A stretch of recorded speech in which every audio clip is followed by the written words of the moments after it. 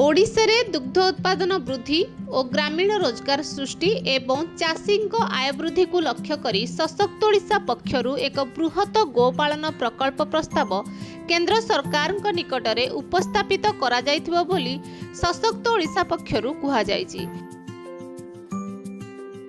एही प्रस्ताव अनुसार प्रत्येक योग्य चाषी को 5 लाख टंकार गोपालन ऋण प्रदान करा जिवो। एही ऋण माध्यम 4टी उन्नत मानर दुधियाली गाय गुहाल निर्माण खाद्य संरक्षण व्यवस्था एवं आवश्यक गोपालन सामग्री जोगाइबार योजना रही। एही योजना हजार हजार परिवार को आर्थिक भावे सशक्त करिपारिबो। सशक्त ओडिशार दाबी अनुसार एही मिशन रो सफल कार्यकारिता पई प्रत्येक जिल्ला रे प्राय 3000 कोटी टंकार बैंक ऋण व्यवस्था करने प्रस्ताव दिया जायछि। सशक्त ओडिशा कहिछि जे एही प्रकल्प मान्यवर प्रधानमंत्री निकट में उपस्थापित करा जायथिला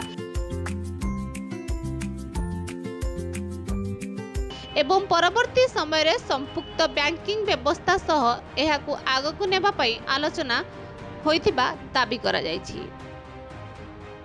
सशक्त ओडिशा दाबी अनुसार विभिन्न बैंक एलडीएम एसएलबीसी स्तर रे एही योजना संपर्क रे सूचना पहुंचाइबा एवं कार्यकारी पदक्षेप नेबाकु पत्र लिखिछंती। एही परिप्रेक्षी रे केंद्र सरकार गोवर्धन योजना अधीन रे जैव वर्ज्य को बायोगैस और जैव सार उत्पादन को प्रोत्साहन मिलुथिबारु गोपालन क्षेत्र में नूतन संभावना सृष्टि हो बोली आशा करा जायछि।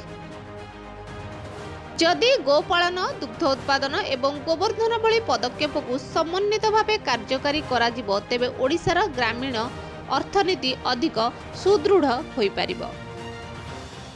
सशक्त ओडिशार उद्देश्य हेउची निजुक्ति आत्मनिजुक्ति उत्पादन ओडिशा को दुग्ध उत्पादन में बड़का राज्य भावे गढ़ी तोलिबा सरकार योजना सफल रूपायन करिबा।